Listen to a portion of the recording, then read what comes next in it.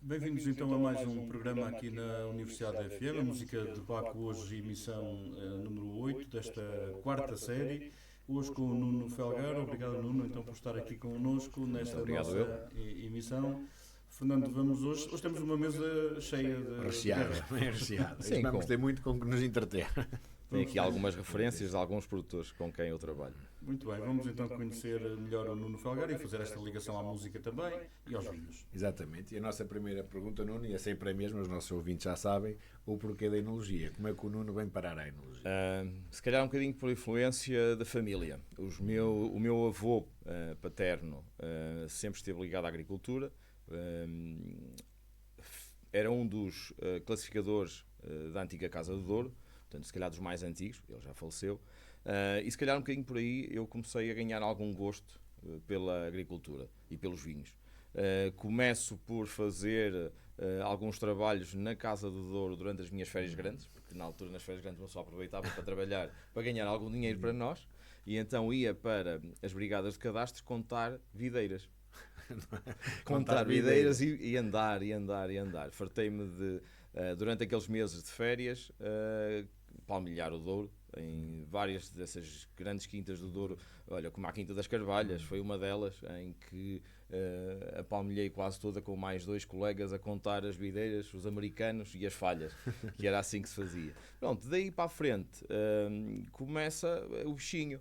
Faço, entretanto, ainda, porque eu, entretanto, estava a estudar na escola tecnoprofissional do Rodo, ainda não era profissional, ainda eram as antigas escolas tecnoprofissionais, e fiz o meu 12º lá, e nessa altura faço um estágio também na adega de Santa Marta, um estágio de vendima, e o bichinho começa Terá sido aí, então, aí. que... Sim, acho que foi por aí. Portanto, a influência da família, a influência do meio, da escola tecnoprofissional do Rodo, que na altura era uma escola muito boa, como eram outras, como a de Santo Tirso e de outras escolas que existiam em Carvalhais, em Mirandela, portanto, de onde saíram muitos colegas que frequentaram o ensino. Não o regular, normal, mas o tecnoprofissional, porque na altura ainda não era profissional, era tecnoprofissional, e que era bastante interessante. E isso fez com que ganhasse essa vontade de ingressar na área agrícola, ciências agrárias, enologia, pronto, e começo. Depois vou estudar para a Escola Superior Agrária de Bragança, faço os meus estudos lá, começo por fazer primeiro o bacharelato em Engenharia de Produção Agrícola, depois mais tarde licenciatura em Engenharia Agronómica, depois mais tarde frequento o mestrado de Qualidade e Segurança Alimentar, portanto, e fui andando, e comecei a trabalhar depois também relativamente cedo num projeto com o meu pai. Em 96, 97, o meu pai tinha uma propriedade na zona de Vila Seca de Armamar, onde começo a dar os primeiros passos, fazer os primeiros vinhos, sim.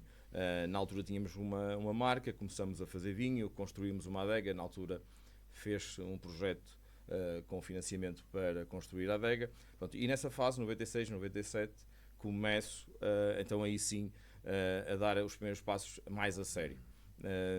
E foi essa fase, se calhar, que me levou depois a continuar. Porque, pronto, foi um desafio. E no teu caso, os teus pais, neste caso, normalmente é o contrário. Quando se entra em enologia, há muitos pais, para onde vais, o que é isso, o que é que não é isso.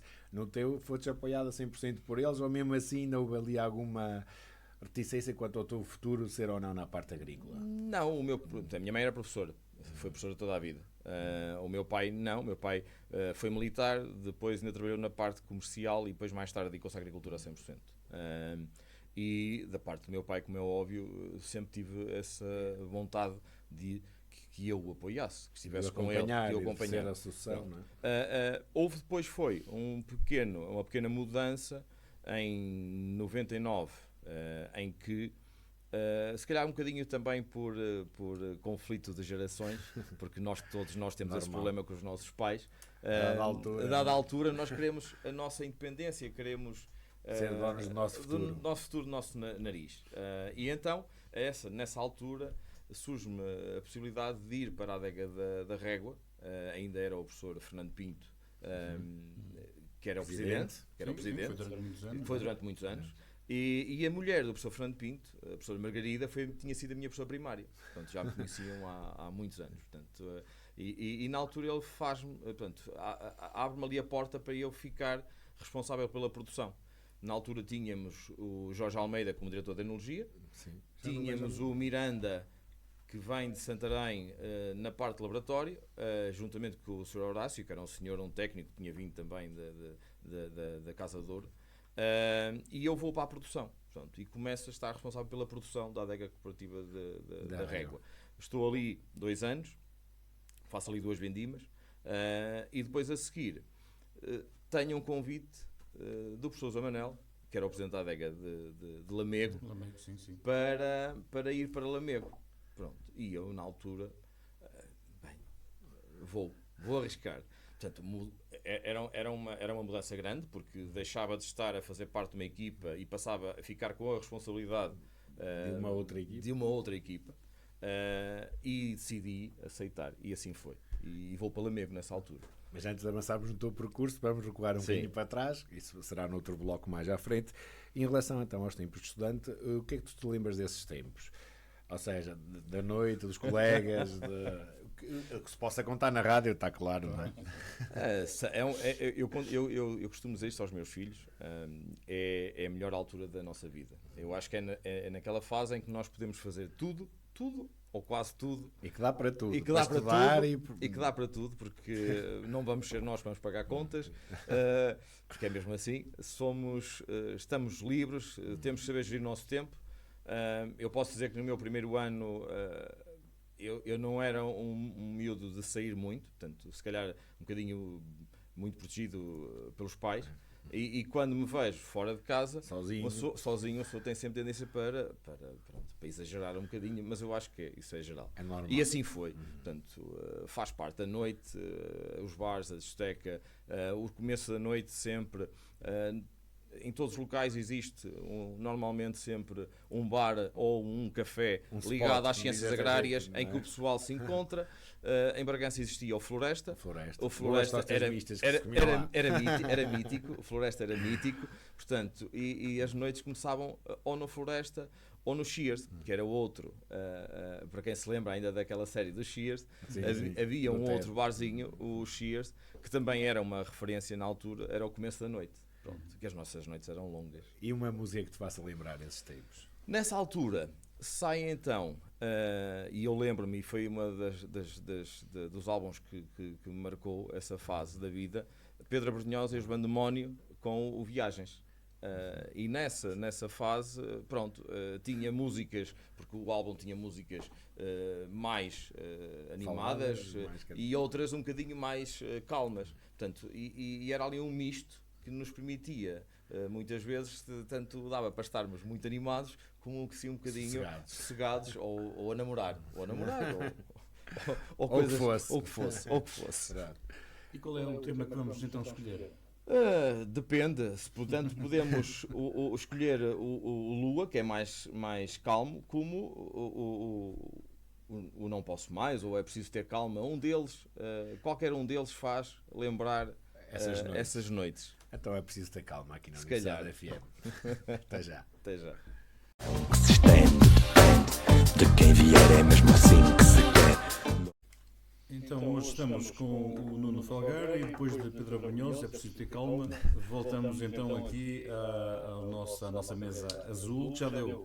Esta mesa azul já deu motivo para um poema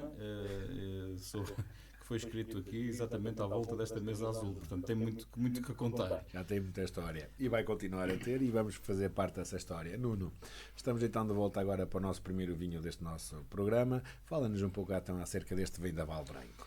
Este Vendaval Branco é um projeto relativamente recente, isto é, já tem mais de 12 anos, mas foi um projeto que eu comecei do zero. É um casal, é o Sérgio e a Sónia Irmida, que a uma determinada altura o Sérgio lançou-me o desafio, pediu-me ajuda, e depois lançou-me o desafio de dar continuidade a esta ajuda. Inicialmente foi uma ajuda só mesmo para ele tinha feito uma vindima que tinha corrido menos bem, porque fazia vinho em casa para vender, como muitos agricultores Como se faz fazem. aqui no Douro. E depois eu ajudei. No ano seguinte ele disse, olha, pode-me ajudar a ver se nós começamos aqui a fazer alguma coisa. E começou-se. Este Vendaval Branco é um vinho proveniente de uma parcela entre Loureiro e Fontelas, portanto uma zona alta, virada para a Régua. E é um vinho que tem como base Rebigato, portanto é uma das castas que eu gosto bastante de trabalhar. É um 24, é um colheita. É um vinho que tem bastante frescura, embora tenha o teor alcoólico um bocadinho mais elevado, se calhar, que o normal dos colheitas. Estamos a falar de um vinho que tem 13,5 de álcool. Acho que é um vinho que tem bastante frescura, aromático. É um vinho que tanto serve para nós podermos estar aqui a conversar e a beber, como podemos acompanhar perfeitamente uma bela refeição com este branco, e ele aguenta perfeitamente um bom prato de peixe ou um bacalhau sem problema algum. Portanto, é um projeto muito interessante, é um projeto que, além de todo o gozo que me deu construir desde essa altura, porque neste momento já tem uma gama muito completa de vinhos, tem também uma imagem muito interessante, porque é associado a este produtor, como se calhar a outros produtores que eu também tenho aqui. Temos o designer Miguel Freitas, que faz excelentes trabalhos em termos de design de rótulo e cria sempre uma história. Portanto, eu dou-lhe o mote da nota de prova, dou-lhe um texto, conto-lhe é mesmo assim, contar uma história, e ele à volta da história faz um rótulo fabuloso. Pronto, e acho que aqui nós conseguimos juntar a boa qualidade do vinho e depois uma boa imagem, e o conjunto funciona muito bem. Muito bem, e regressando então aqui um bocadinho atrás no tempo, e regressando ao teu percurso profissional, chegas a Lamego e depois, fala-nos um bocadinho mais do teu percurso profissional. O meu percurso profissional, quando chego a Lamego, nessa mesma altura em que estou a começar a trabalhar em Lamego, também ainda dei aulas durante algum tempo na Escopal, na Escola Agrícola, que agora já não existe como Escola Agrícola. Ainda dei aulas lá durante 2 anos, e quando chego a Lamego, pronto, dou com uma adega cooperativa com uma dimensão ligeiramente inferior à da Régua em termos de capacidade, de volumes, mas onde fazíamos muitos vinhos brancos para vender a terceiros, e houve também uma necessidade de criar e criar novos vinhos, novos estilos, e assim o fiz. Portanto, na altura foi um bocadinho, foi uma aprendizagem minha, portanto, conhecer a zona de Lamego e arredores, porque a zona de Lamego, a adega cooperativa de Lamego, vai buscar quase produtores desde a Penajóia até Figueira, quase até a Aldeia, portanto, já quase até ao limite da região. E temos coisas muito diferentes, temos Cambres, por exemplo, zonas quentes, bem expostas, como temos depois zonas já muito desfavorecidas e mais verdes. Mas foi excelente, foi uma aprendizagem muito boa. Estive lá 10 anos e tenho muito boas recordações da adega cooperativa de Lamego. Sim. Nessa altura, e voltando também um bocadinho ao meu percurso, nessa mesma fase ainda da adega de Lamego, é-me feito o desafio e o convite para dar aulas na Escola de Hotelaria de Lamego, que na altura era um polo do Porto. Funcionava por cima do Mercado Nacional, na antiga discoteca, no Asta Pública, sim. Se bem se lembram, que era ali que funcionava, e que na altura foi-me feito uma discoteca, foi transformada em escola. Foi transformada em escola. Mas os alunos passavam lá o tempo, certamente. mas foi engraçado. E estou lá e dei lá aulas durante 8 anos, portanto acompanhei o processo de evolução, em que depois deixou de ser um polo do Porto e ganhou independência e passou para as instalações novas junto ao Santuário dos Remédios. Deixa boas recordações, foi também para mim muito interessante, porque criei laços de amizade com colegas, professores, com os alunos, e hoje em dia encontrar ainda alguns alunos em alguns sítios como chefes de sala ou como sommeliers é muito agradável. Confortante, sim, não é? Sim. E pegando um bocadinho nessa dica de ter sido professor, como é que tu vias o ensino na altura e qual é a tua percepção do ensino na atualidade? Nós já falamos aqui um bocado off the record, não é? É um assunto que até é recorrente. Qual é a tua perspectiva? Eu acho que mudou um bocadinho a forma como os miúdos, o seu comportamento, a sua forma de estar. Portanto, eu na escola de hotelaria nós tínhamos algumas regras que nós podíamos colocar e que colocávamos. Por exemplo, a escola de hotelaria, um aluno tinha sempre que se apresentar com a sua farda, bem vestido, limpo. Pronto, já tinha outras condicionantes, condições. quase como um colégio, talvez. Os telemóveis não entravam, portanto eu tinha sempre na minha secretária uma caixinha Uma caixinha, eu também, o tempo a seguir logo a esse, ainda era assim que acontecia. Hoje já não é, mas antigamente uma era. caixinha das resmas de papel e desligava o telefone e punham lá. Eu também desligava o meu. Toda a gente colocava lá o telefone. Pronto. E era ali que se colocava o telefone. Se houvesse algum comportamento anómalo, nós chamávamos atenção. Hoje em dia eu acho que as pessoas também, infelizmente, foi uma das classes. A minha mãe foi professora toda a vida e eu respeito muito os professores. Acho que tudo parte deles. Parte de nós e deles, não é? Também. Tanto que eu digo isto muitas vezes quando me perguntam qual é a tua referência de professora. Para mim é a minha professora primária, a professora Margarida Pinto, que foi uma referência ainda hoje é, quando falam nela, quando falam qual é a professora que te marcou, é a minha professora primária. Portanto, e eu acho que esse respeito perdeu-se um bocadinho hoje em dia. Já não há... Porque antigamente, eu sou do tempo de entrar na sala de aulas, nós tínhamos que nos pôr a pé e só nos sentávamos quando a professora sentar. Pronto. Mas não podemos, nem devemos ir a esses extremos. Mas também não devemos passar do 8 para o 80. A falta de respeito, o fazerem barulho, o mexerem no telefone, ou não estarem atentos, o estarem na sala de aulas como se estivessem num café. Isso não pode acontecer. Eu acho que na escola de hotelaria isso não acontecia. Não acontecia porque nós também tínhamos que preparar os miúdos os alunos, para terem um comportamento diferente. Porque tinham que estar a lidar com pessoas, tinham que servir pessoas, tinham que estar num meio, portanto, e aí nós conseguimos de uma forma, se calhar, diferente também encarar o ensino. Hoje em dia, não sei, eu já não dou aulas na escola de hotelaria há alguns anos, não sei como é que estão os miúdos agora, mas vejo pelos meus filhos também. Mas já não há essa caixinha onde Mas está toda a gente calhar agora no bolso e depois estão sempre a mexer. Estão sempre a... Acredito. Não podem usar, teoricamente, mas realmente ele interfere na aula, porque eles não estão sossegados. Se recebem uma mensagem, querem ver. Eu acho que é uma falta de respeito muito grande para o professor e para com os colegas. Sobretudo para com os colegas também. Para quem quer aprender e não consegue, alguém que está... Sempre a interromper ou a incomodar. Isso aconteceu ainda há pouco tempo. Fui convidado pela escola do ROD, onde eu estudei, para ir lá falar um bocadinho sobre a minha experiência profissional. E uma das coisas que eu tive que chamar a atenção, e estavam mais professores presentes, eu tive que pedir desculpa, porque estavam professores, e deviam ter sido, se calhar, os professores a chamar a atenção, a intervir, e eu pedi desculpa e chamei a atenção, porque havia uma série de miúdos que estavam sentados, quase deitados, esticados como se estivessem na praia, com os telefones, e eu cheguei a um ponto assim, eu não estou aqui a perder o meu tempo, deixar de trabalhar para vir aqui falar, que acho que é oportuno, porque é bom nós partilharmos as nossas experiências, mas termos ali pessoas que estão com o telefone e parece que estão num café. Não pode. Acho eu que não pode. Não deveria ser, não é? Mas eu queria focar aqui a pergunta também um bocadinho na área, no setor da enologia, no sentido de que tu, que já estás nisto há muito tempo, sempre foste tendo alguns estagiários. Se calhar não todos os anos, mas sim. já passaram por ti muitos estagiários. A nível de preparação e comportamento, como é que esse comportamento e percepção da realidade mudou ao longo do tempo? Mudou a tal questão do respeito. Antigamente eu acho que os estagiários, os miúdos que iam estagiar, tinham um bocadinho mais noção daquilo que deveriam ou não deveriam fazer.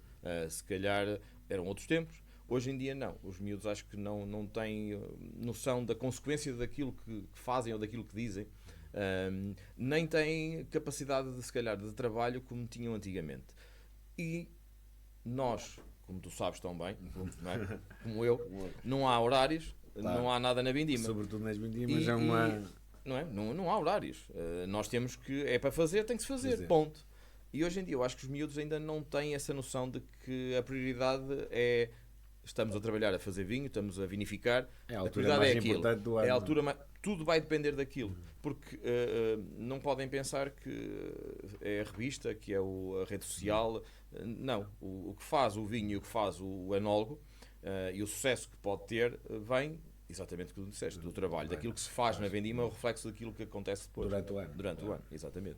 Muito bem, e se tivéssemos que escolher uma música para acompanhar, para fazer um filme, um documentário sobre esta evolução da tua carreira profissional, qual é que seria essa música e porquê? Há aqui uma música do GNR, que o Sangue Oculto, que acho que liga aqui um bocadinho também às nossas raízes e aquela mistura de duas vozes e de português em espanhol. Eu acho que é marcante, Sim, e na altura em que saiu foi assim um bocado fora da caixa. E é um reflexo de, se calhar, da nossa cultura, da mistura de que é possível misturar as culturas, sobretudo o norte espanhol e o norte português são quase irmãos. Sim, Exatamente. pelo menos aqui a Galiza é muito próxima. Sim. O resto de Espanha já... E acho que é importante as pessoas manterem isso vivo. As ligações entre as suas raízes e depois o resto. Porque começa a fazer falta essa ligação. Muito bem, vamos ficar então com o grande Rui Reininho aqui na Universidade FM e o Sangue Oculto.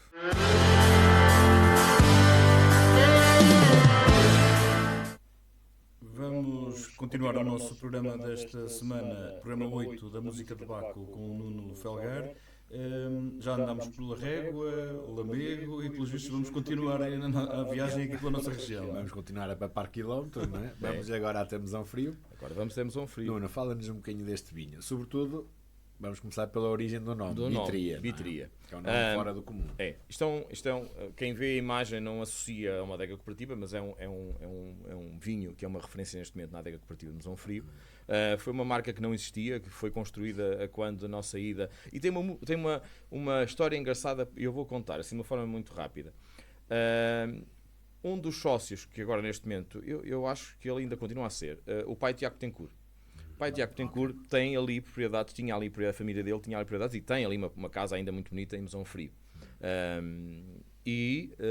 A uma determinada altura, o presidente da adega cooperativa, o engenheiro Pedro Pires, quando eu vou para lá, que foi ele também que me fez o convite para ir para Mesão Frio, já lá vão 18 anos. Então, nessa altura, nós fizemos uma viagem a Lisboa, já não sei porque é que foi, e encontramos com ele. E em conversa, ele surge com este nome Vitria porque estava relacionado com a história de Mesão Frio. Não era Mesão Frio que era a sede do concelho, mas era sim Vila Marim. E isto era uma espécie de um foral que existia na Idade Média, e só existia um 9 em Portugal, que atribuía e conferia poderes especiais a essas sedes de concelho, e Vila Marim era uma delas. E então este nome era um nome que era dado a esse tipo de foral, direito, um poder especial que tinham os concelhos. E vem daí, e vem então a sugestão do pai do Tiago Tencourt. Nós chegamos no dia a seguir cá em cima a Mesão Frio, fazemos o registro da marca, e a partir do registro da marca tive que criar um vinho.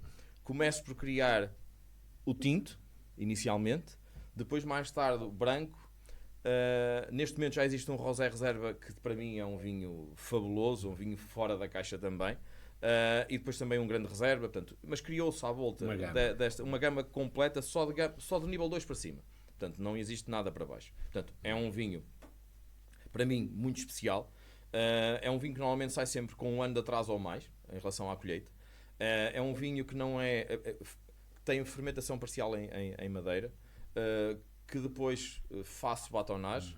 Mesmo o que fica em inox também é feito também levantamento de borra regularmente. Portanto, é um vinho que, propositadamente por mim também, eu não me importo que a acidez volátil suba um bocadinho, portanto, um bocadinho em relação ao normal de um vinho branco. Como tu sabes, um vinho branco, as voláteis são sempre muito baixas, mas aqui o contacto com a borra durante tanto tempo, depois o estágio parcial em barrica, utilizo sempre aqui madeira nova e usada. É uma mistura de carvalho francês e americano, mas que é um vinho muito envolvente, um vinho com uma capacidade de envelhecimento muito boa. Ainda há pouco tempo abri uma garrafa de 2019 e o vinho estava fabuloso. E para quem nos está a ouvir em casa, os nossos ouvintes que têm pouca prática com isto de provar vinhos, vamos fazer aqui um género de uma prova comentada com este vinho. Começaríamos pelo aroma, certo? Ou pela cor, mas nem caso os ouvintes pela cor é mais difícil. É mais difícil, mas pronto. É um vinho de 2023, mas com uma cor citrina ainda. É um vinho muito marcado aqui, inicialmente pela fruta de caroço, por algum floral. Depois vamos tentar explicar um bocadinho para quem nos ouve. O que é isso da fruta de caroço?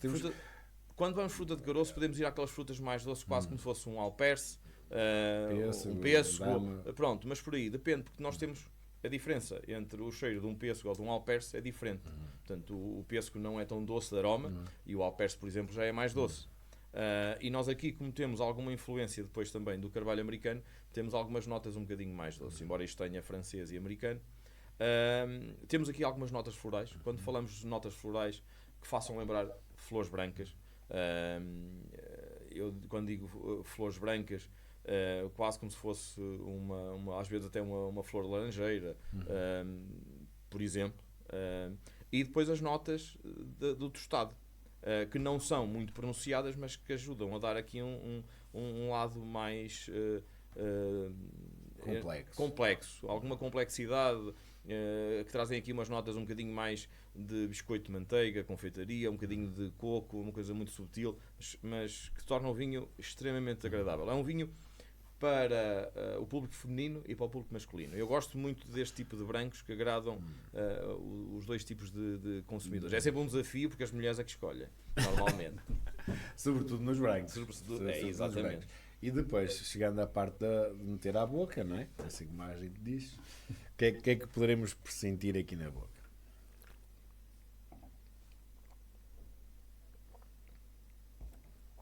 É um vinho que tem uma entrada de boca com um volume bastante expressivo. Tem uma acidez no final de boca apenas, não é um vinho com uma entrada muito ácida, até porque estamos a falar de um vinho também com um teor alcoólico um bocadinho elevado. É um reserva, mas é um vinho goloso, que nos faz depois mais tarde salivar no final de boca. É um vinho sucoroso e com um excelente volume de boca, eu acho. Muito bem. E agora, falando um bocadinho de vinhos brancos, e falando de vinhos antigos e vinhos modernos, digamos assim, quando começaste nisto da enologia de fazer vinhos brancos, a percepção do vinho branco não é o que é hoje em dia. Ui, nada disso. Como é que tu vês esta evolução dos vinhos brancos? A evolução dos vinhos brancos já teve aqui várias fases. Nós tivemos uma fase inicial, quando eu comecei a trabalhar, em que os vinhos brancos não havia grande preocupação com a cor, nem a duração da fermentação. Era fruto do acaso? Era o fruto do acaso, corria bem, fermentações pouco controladas. E hoje em dia tenho, por exemplo, eu posso dizer que este Pietria chega a fermentar durante 35 dias. Exato. Temperaturas muito baixas, escolho uma levedura específica para trabalhar com estas temperaturas muito baixas e chega a estar 35 dias a fermentar, às vezes mais. Quando antigamente se cai em 2 dias ou 3 estava feito. 4, 5 dias estava feito. Pronto, não é? Portanto, não havia preocupação com as cores. Hoje em dia nós temos essa preocupação da colheita, de escolher uvas, mesmo durante o processo de vinificação, de fazer pequenos apontamentos para corrigir algumas situações. Mudou bastante. Temos aqui uma fase mais recente em que nós começamos a ter uma tendência para diminuir o teor alcoólico dos vinhos, mas é geral. Que eu acho que desvirtua um bocadinho o Douro. Porque o Douro nunca foi uma região de vinhos brancos com pouco graduados. Os pouco graduados que haviam eram os de Santa Marta, se calhar perdoem-me as pessoas de Santa Marta com a Malvasia Rei, em que tínhamos vinhos com 10 graus e 9 graus e que eram coisas... Mas era o que era e fazia parte, fez parte de uma época, faz parte da história e bem, porque nós temos que começar em algum lado e dar valor às coisas. Mas temos aqui depois uma passagem por vinhos brancos, um bocadinho mais encorpados, com mais capacidade de envelhecimento, que eu acho que é muito interessante. A mim dá muito gozo fazer brancos. É muito mais difícil fazer brancos do que fazer tintos. Não é que há está nem a dificuldade, é na atenção que se tem que ter, que é muito mais sensível. Mais sensível, assim. A energia que se gasta, o nosso tempo é completamente diferente.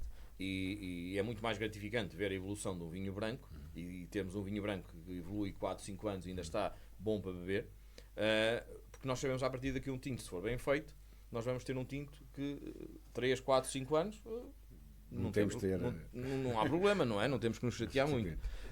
E este aqui é um excelente exemplo de um vinho que foi ganhando terreno no mercado e que começou apenas por essa brincadeira, dessa conversa com o pai Tiago Tencourt e com o engenheiro Pedro Pires, presidente da adega cooperativa de Mesão Fria, comigo, e que este posso dizer, como posso dizer deste também, portanto, é porque, por exemplo, olha, a marca Vendaval foi também registada por mim, este também foi registada por mim. Portanto, e registrar marcas hoje em dia é assim um bocado... E tem esse lado assim um bocadinho mais pessoal. Mas acho que é uma excelente gama para uma adega cooperativa e há que louvar. Eu sou um bocadinho suspeito porque durante muitos anos da minha vida trabalhei em adegas cooperativas. Esta 18 anos, a mais antiga do Douro, fez este ano, dia 7 de junho, 75 anos, foi a primeira de todas, 1950. Festa rija, E houve festa rija. Mas é um exemplo de resiliência, de um conceito que tem vindo a desaparecer, e nós sabemos que o Douro tinha tantas cooperativas e que tantas desapareceram. E eu acho que é importante isto continuar a existir, porque nestas alturas os viticultores dão importância às cooperativas, Claro, porque a cooperativa está sempre lá. A cooperativa está sempre lá. E a nível de vinhos brancos, tu notas que a tendência hoje em dia do mercado é consumir cada vez mais branco e menos tinto? Eu Ou acho... seja, os números estão a crescer nos brancos e não estão a crescer nos tintos. Não, e nos rosés. Os rosés também têm vindo a crescer. Também têm vindo a crescer.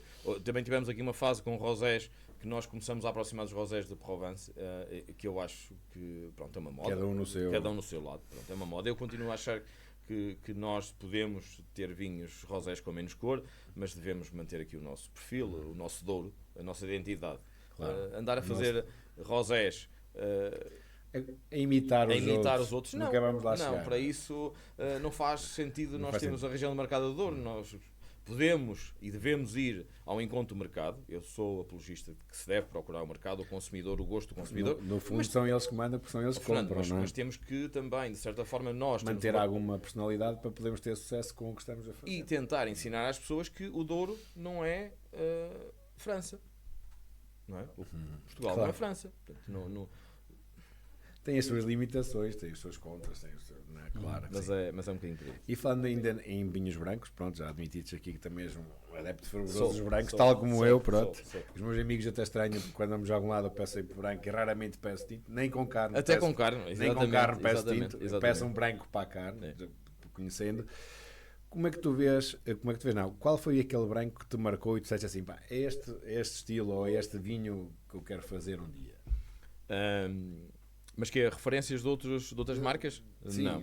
Ou só foi um teu que surgiu por um motivo qualquer, ou chegaste a provar algum vinho. Eu vou-me focar nisto, é nisto que eu quero produzir. Olha, quando eu decidi apurar cada vez mais o meu sentido de produção de brancos e de gosto por brancos, eu acho que ainda vem um bocadinho da adega de Lamego. Nós, na altura, na adega de Lamego, já tínhamos uma capacidade de vinificação de vinhos brancos muito grande. Nós fazíamos para uma grande empresa comercial, que nos comprava vinho a granel, quantidades muito grandes, volumes muito grandes, e na altura o enólogo, que também já não é, que já se reformou, o principal dessa casa, para mim foi um professor e um grande ensinamento. Partilhou comigo muitas opiniões, deu-me muitas sugestões, ensinou-me muito, e acho que é assim que deve ser, é assim que deve funcionar. E nessa altura eu comecei a ganhar cada vez mais gosto pelos brancos, por aquilo que se conseguia fazer. Se me disseres assim, há alguma referência que tu gostes? Eu gosto, nós temos aqui brancos completamente diferentes e todos os anos faço coisas diferentes. Nós já lá vamos passar aqui por este folgazão da Quinta do Banco, das Cabanas Sociedade Vinícola. Vamos passar aqui por esta cabeça de pote, que também foi um desafio que eu este ano iniciei na Casa Mateus e Sequeira, e que me foi dado ou lançado o desafio de relançar a marca Cabeça de Pote também com uma gama completamente nova e um perfil novo. Mas há coisas que eu gosto de fazer, de experimentar. Mas assim um que te tenha mesmo marcado. Assim aquele vinho, pá, é isto. É assim, eu para mim sou suspeito. Para mim o Beatria é um daqueles vinhos que me vai deixar sempre marcas. Então, e uma música para acompanhar o Beatria? Uma grande música que te marque também. O Queen, Bohemian Rhapsody, por exemplo. Muito bem, vamos então ficar com Freddie Mercury e os seus Queen com Bohemian Rhapsody. Até já. Is this the real life? Continuamos então com o Nuno Falgar aqui nesta nossa emissão de música de Baco e depois dos Queen voltamos aos vinhos. Voltamos aos vinhos e aos brancos. Estamos aqui numa praia que eu gosto muito e que aprecio e vamos continuar aqui com a prova. Hoje é um programa um bocadinho diferente porque temos mais referências para provar e é isso que vamos fazer e vamos continuar agora com o... Cabeça do Pote. Exatamente. Muita gente conhece esta marca de há uns anos atrás. Portanto, foi uma marca que está ligada, é a marca da Mateus e Sequeira. Portanto, só para as pessoas também ficarem a saber, neste momento foi-me lançado o desafio em janeiro, fevereiro, para assumir a responsabilidade da parte de energia da Mateus e Sequeira, e eu aceitei e estou na Mateus e Sequeira a tempo inteiro, portanto, desde fevereiro, março, na Mateus e Sequeira. Pronto. E então esta marca Cabeça de Pote já existia, era um projeto que teve parado, depois, por vontade dos filhos dos administradores, Pedro Mateus e Cláudia Mateus, decidem criar uma imagem nova, arrojada, com umas personagens que têm cada uma delas moderna, irreverente, e houve necessidade também de criar vinhos diferentes. Pronto. E foi o meu primeiro desafio, foi lançar e criar estes vinhos específicos para cada uma destas referências de Cabeça de Pote, que tem desde o colheita ao reserva, tanto branco como tinto, rosé, vai ter também os portos. Portanto, e aqui estamos a falar já de um vinho diferente do Vitria, portanto, não tanto um vinho com um teor alcoólico tão elevado, um teor alcoólico mais baixo, um bocadinho mais frescura, um bocadinho mais, para atingir o público jovem. Aquele público jovem que está a começar a aprender a beber, é um reserva. Este Cabeça de Pote, que tem aqui a nossa amiga Beta, é um reserva, mas mais leve, mais ligeiro, quase como no sentido de criar aqui alguma aprendizagem de beber vinhos e de conhecer os vinhos do Douro. E o que é que tu entendes por público jovem? É que há aqui uma noção um bocadinho diferente de inólogo, produtor para produtor, porque o público jovem, a partir de que idade é que consideras público jovem? Ou seja, em que escalão etário é que este vinho pretende atingir? Eu acho que isto é um vinho, e eu já o dei a provar em jantares de família, e há pouco tempo, à beira-mar também. É um vinho que tanto pode agradar aos miúdos de 25 anos, 24 anos.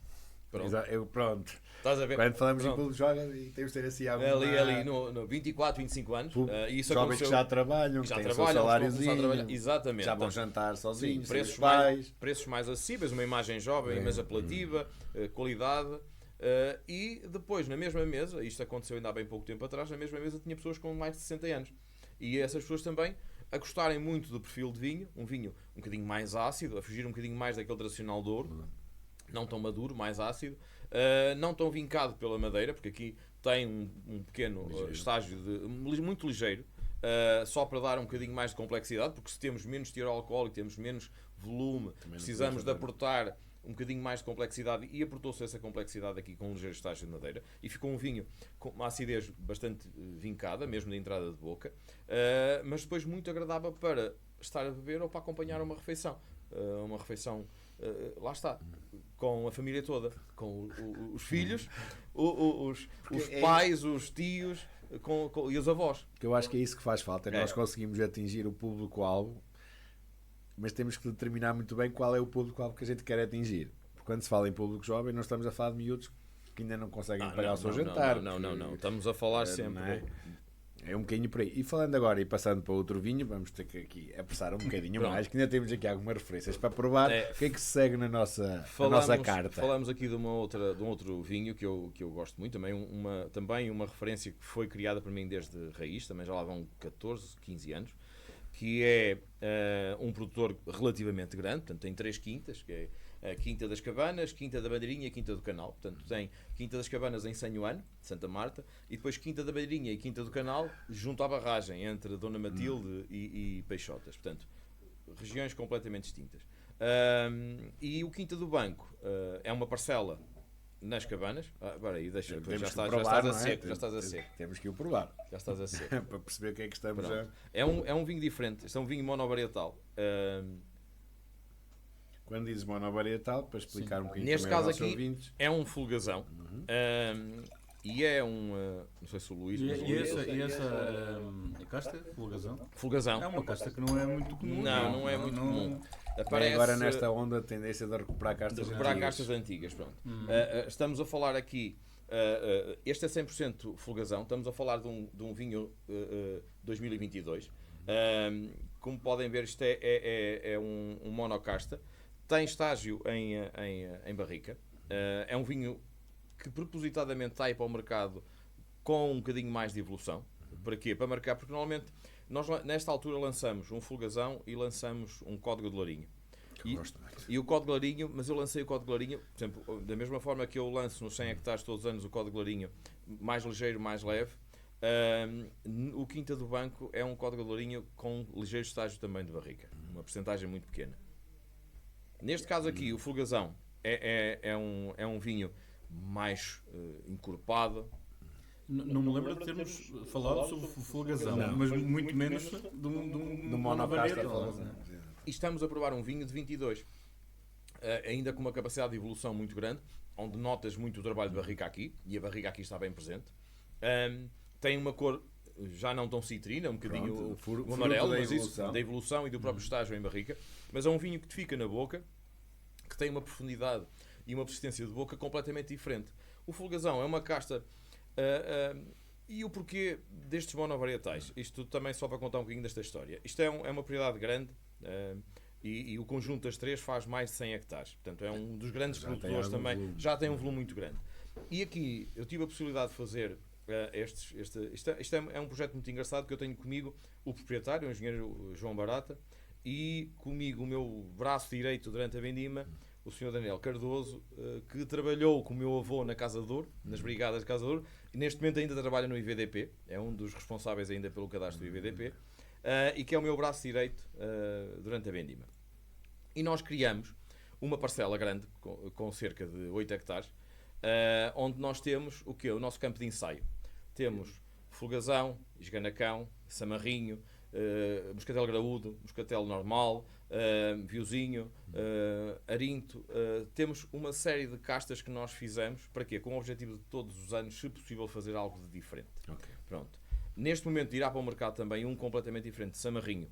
Mas um Samarrinho que eu acho que é muito original. Ele já está engarrafado, vai ser rotulado em breve. Samarrinho proveniente de 2 anos. Eu fiz Samarrinho, as quantidades não eram muito grandes, só ainda não consegui quantidade suficiente para Esganacão. Ok. Mas o Samarrinho foi engraçado. Fiz Samarrinho em 23 e meti-o em barrica. E esteve um ano inteiro em barrica. Fiz Samarrinho em 24 e fiz o blend do 23 com o 24. Um com madeira ou de 100. É um outro com madeira de 100. E ainda com a borra do 24. O vinho ficou muito interessante. Como é óbvio, o VDP não me deixou aprovar como vinho proveniente de 2 colheitas. Não dizíamos nada. Só Pronto. até 15% podia ser. Pronto, mas não, porque eu queria contar a história. Que isso é outra questão que o IVDP também Não é? implica muito, com Implica. castas e misturas de ano. E eu queria contar a história disso, porque assim, o engraçado da história desse vinho é que temos a mesma casta de 2 colheitas diferentes misturadas. Pronto, vai sem colheita, mas o vinho está muito interessante.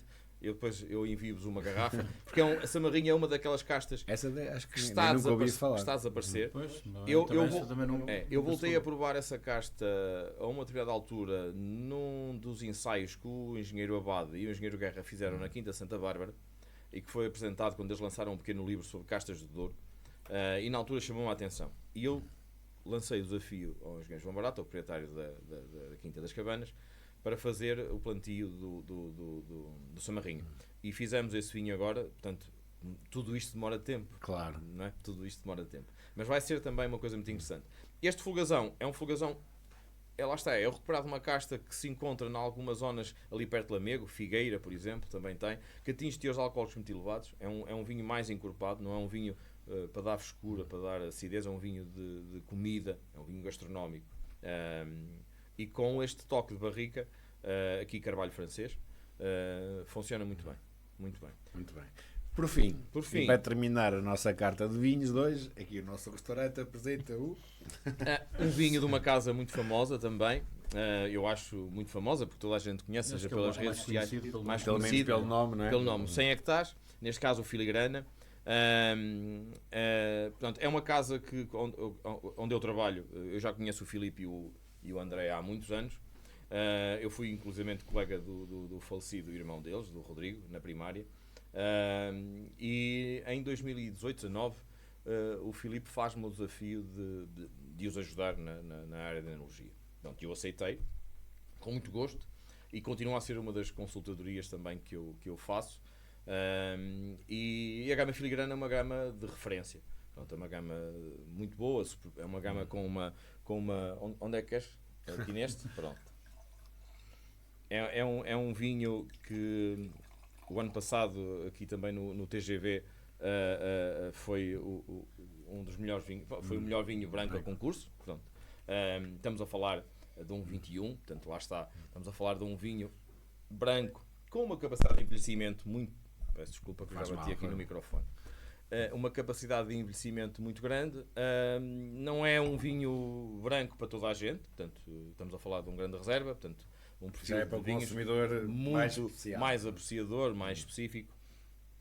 E aqui vamos encontrar uma cor mais amarelo, palha, aromas já completamente diferentes. Já começamos, aqui encontramos logo de início um bocadinho de quase da folha de limonete, aquele citrino chá, que faz parte da evolução, mas eu gosto muito do toque de limonete. Se calhar nem toda a gente sabe o que é o limonete. Eu tenho muito à porta de casa por Não, e mas gosto muito da planta. Mas é um vinho muito, muito, muito interessante. esses momentos fazem parte também da rádio, desses Claro. pequenos Silêncios. silêncios. Assim, o silêncio é uma das partes da rádio. Não é? É muito importante o silêncio na rádio. Mas aqui Esses pequenos silêncios. conseguimos, mesmo neste ambiente em que nós estamos aqui a provar isto, ele já não estará na temperatura ideal, Mas sendo um grande reserva ainda mas está. é um vinho fabuloso. É um vinho que tem uma expansão de boca muito boa, tem um trabalho, a barrica é muito boa. Aqui temos a noção. É outro patamar. É outro patamar. Pronto, estamos a falar de coisas diferentes. Daí nós temos começado neste sentido e temos terminado com este vinho. Se tivéssemos agora uma pergunta difícil, esta é difícil. Se tivesse que escolher um vinho, só um, para levar para uma ilha, qual seria? Para levar para uma ilha. Uma ilha paradisíaca, só tu e o vinho e a Carla. Também nos faz o prazer estar a fazer hoje aqui companhia connosco. Se tivesse que levar comigo Só um vinho. Só um vinho. Destes que estão aqui, Não, Não, pode não ser. pode Um outro. vinho. Pode ser outro, não é? ela adora os meus brancos também. Também aqui é Ela diz mostrado. que sim. Sim, não, mas é um bocadinho por aí. Ela sabe que eu tenho muito gosto nos brancos que faço. E se calhar eu não vou estar aqui, eu nem quero estar a ser ingrato com nenhuma nada, marca, nem com claro. ninguém, mas se calhar uma das coisas que mais marca e que nos marcou durante os anos em que nós vivemos juntos, se calhar levaria o Beatria, porque são 18 anos que lá estive e Claro. que continuo a estar, porque o engenheiro Pedro Pires me convidou para manter lá, mesmo eu tendo ingressado para outra casa, e pediu-me para continuar a dar consultadoria à adega Cooperativa Mesão Frio. E acho que é uma referência. Foi uma coisa criada de raiz, com muito amor, muito carinho, muito trabalho, e que nos diz muito aos dois, porque já o partilhamos em várias ocasiões. Muito bem. E uma música para acompanhar esse vinho? Olha, Waterboys, que é uma coisa que eu gosto muito, e podíamos, Waterboys, Strange Boat, The All of the Moon, uma delas. Podiam ser os Wine Boys, mas são os Não, Waterboys. Waterboys, ou com Strange Boat ou The All of the Moon. Acho que são duas músicas que me dizem também muito. É uma Era o fase. par perfeito. Beatria e Waterboys. É. Estão aqui na universidade. Até já. We're sailing in a strange boat